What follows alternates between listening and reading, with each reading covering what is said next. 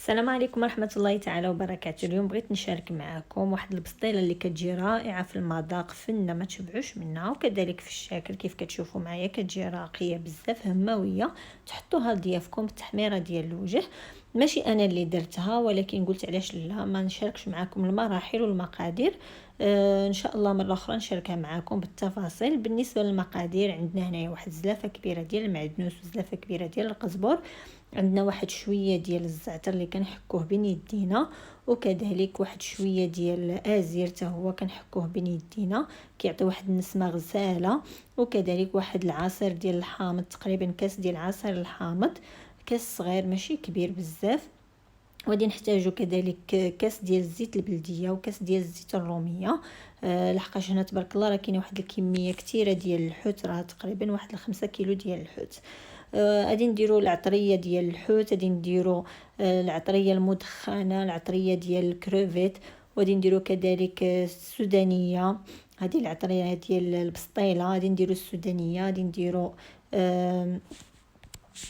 عفوا غادي نديرو الهريسه والكمون بطبيعه الحال والتحميره والملحه.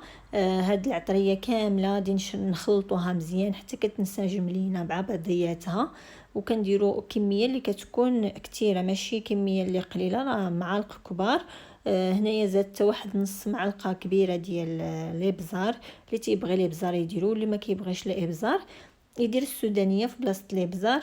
هذا ما كان. ومن بعد غادي نديرو كذلك الصويا صوص، زيت الصوجا، وزيت ديال زيت السمك نيوكمان. زيت السمك حتى هي كتعطي واحد البنه اللي زوينه. الا كانت متوفره عندكم، ما كانش متوفره بامكانكم الاستغناء عليها. انا شي مرات في داري كندير تنشرمل الحوت، ولا كنت باغا ندير دوك البسيطلات الصغار وما كنديرش هاد نيوكمان. زعما الا كانت متوفره ديروها، ما كانش متوفره بلاش. هي راه كدير القريعه ديالها شي 45 درهم، ماشي زعما رخيصه. وكاين عاوتاني واحد النوع اخر ديال زيت السمك اللي ناقص عليها، عاد خرجت ناقصه عليها في الثمن. وهنايا درنا زيت الصوجا الثقيله، وغادي نديرو حتى الخفيفه. صافي وغادي نخلط دوك المكونات مزيان حتى كينسجموا لي مع بعضياتهم. هنايا راه غادي تحيد المعلقه وغادي تبدا كتخلط بيديها. بطبيعه الحال ضروري تخلطوا بيديكم باش كينسجموا دوك المكونات. دابا هاد الشرموله هذه اللي شفتوا معايا بها باش غادي نشرمل الحوت اللي عندي كامل. عندي بالنسبه للحوت درت واحد 2 كيلو ديال الميرنه. بامكانكم ديروا الميرنه مع الخادم. الحوت ديال الخادم حتى هو تيكون هبره وتيكون فيه غير العظم. فاش كديروه في الفران ساهل في البلاصه، كتحيدوا منه هي داك العظم، ما تيعذبكمش، ما فيه لا شوك لا حتى شي حاجه. والميرنا خلاص كتحيدوا لها السنسول وكتشرمل حتى هي كتجي زوينه. بغيتو تخلطوا خلطوا، بغيتو ديروا غير الميرنا ديروا غير الميرنا. وفي ديك الشرموله بطبيعه الحال ما غاديش ننساو الحامض مصير، واحد 2 حامضات مصيرين اللي تطحنوا. هنايا عندنا الكالامار والسيلبيا. السيلبيا غادي نديروهم في الكوكوط، وغادي نزيدوا عليهم كيشتو ورق سيدنا موسى والملحه وشويه ديال الازير والزعتر. وغادي نسدوا عليهم في الكوكوط لمده ديال 10 ديال الدقائق باش كيشدوا لنا الطياب. راكم عارفين الكالامار تيكون شويه عاصي. في مده ديال 10 ديال الدقائق صافي. من بعد غادي نحيدوه وغادي نقطعوا ديك السيلبيا هكايا شرائح رقيقه شويه. هنايا خدينا من ديك الشرموله اللي خلطنا، كنبداو كنهزو منها ونديرو في الحوت. صافي خدينا منها وبدينا كنشرملو في هذا الخادم. وغادي نشرملو كذلك الميرنا. هانتوما كيف كتشوفوا معايا شرموله كتشرملها، كتشرمل داك الحوت مزيان بديك شرموله. والميرنا كذلك ميرنا كبيره اللي هي كتشرملها مزيان، كتدخل فيها شرموله. فاش كتديروا ديك الشرموله كتحاول ان تحيد منها داك شويه ديال الربيع، حيت غادي ندخلوها للفران باش بلا ما يتحرق. وكتدخلوها للفران كتصهد ديك المرنه مع الخادم في البلاصه كيتصهد. وصافي من بعد غادي نحيدوها وغادي نبداو كنقيو فيهم. كنحيدو الا مازال شي شوك في ديك المرنه، اما الخادم راه ما فيهش الشوك، كنحيدو غير العظام وديك الجليده اللي كتكون في الجناب.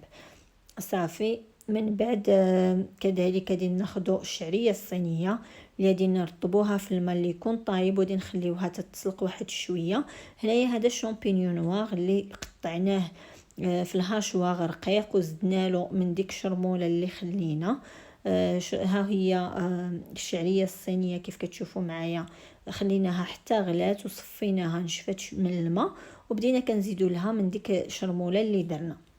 اما بالنسبه للشامبينيون راه خليناه كيتشحر تهبط لينا واحد شويه، عاد غادي نخلطوه مع المكونات الاخرى. الشعريه حتى هي كنشحروها مع ديك العطريه مزيان، مع ديك شرموله مزيان فوق البوطه، وبطبيعه الحال ما تنساوش تقطعوها بالمقص باش كتبقى ما كتبقاش طويله، كتكون رقيقه وقصيره، ماشي اللي كيجر زعما كتبقاو كتاكلوا كتعذبكم.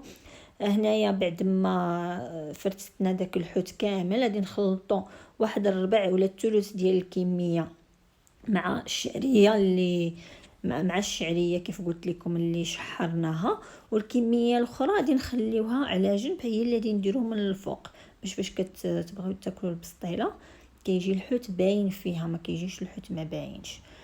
هانتوما كيف كتشوفوا معايا، وخليو الحوت يستقطر من الماء، كديروه في واحد الصفايه وكتخليوه يستقطر من الماء. بالنسبه للكروفيت ما تشحر ما حتى شي حاجه، يلاه شرملناه وغادي نديروه هكا يخضر، لحقاش واش غادي تدخل الفران الكروفيت راه في البلاصه غادي يطيب معاكم، ما غاديش ياخذ لكم الطياب. صافي هنايا خدينا الورقه ديال البسطيله.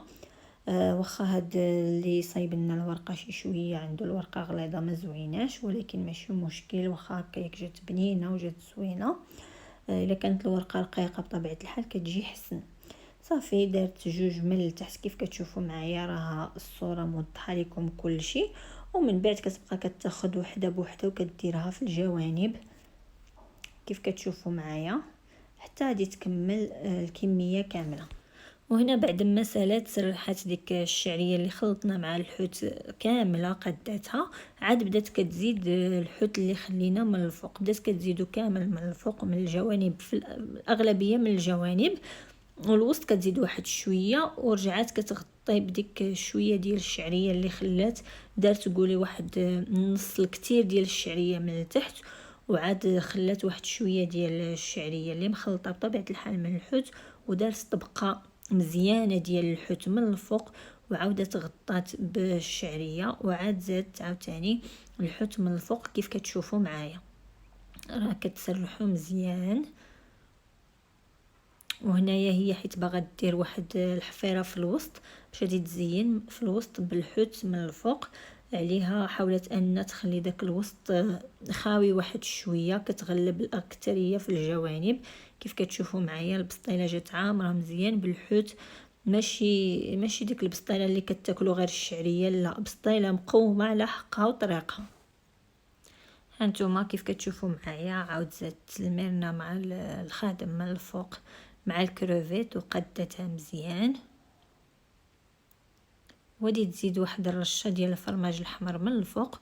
صافي ومن بعد غادي تبدا كتجمع دوك الوراق ديال البسطيله كيف كنقولوا، بدات كتلمط الجناب كاملين، وانت هي كتجمع وهي كتدهن بالبيض مع شويه ديال الزيت. صافي باش كتجي مقرمشه وكتجي زوينه. ومن بعد غادي تعاود تغطيها بواحد الورقه من الفوق، واحد جوج ديال الورقات من الفوق، هانتوما كيف كتشوفوا معايا، وغادي تدهنها مزيان وتعاود تلمط بواحد 3 ولا 4 ديال الورقات من الجوانب كيف كتشوفوا معايا على هذا الشكل هذا. كتبداو كدوروا كتجمعوا مزيان باش ما كتحلش معاكم، لحقاش عامره تبارك الله. هي كتجمع وهي كتدهن يديها بالبيض والزيت، بيضه كامله مع الزيت. وهنايا كيبقى لكم تزيين على حسب اللي بغيتو نتوما والرغبه ديالكم، بامكانكم تخليوها غير هكا كتزينوها على الشكل اللي بغيتو. هنايا فرقات ورقه على جوج في الوسط ودرتها هكا على شكل بابيون، وبدات كتزينها كامله كتدهن وكتحطها كيف كتشوفوا راه الصوره موضحه لكم. صافي وكتدخل دوك الجنيبات من التحت،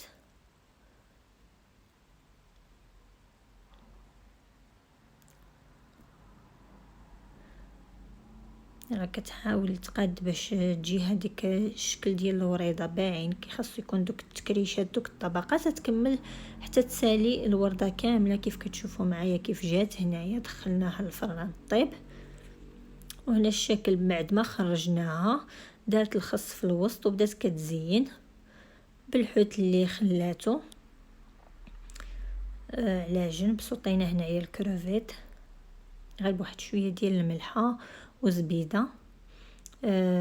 سميتو الكلامار كذلك خلاتو غير بيض، ما درت ليه حتى شي حاجه. سميتو نسيت على سميتو.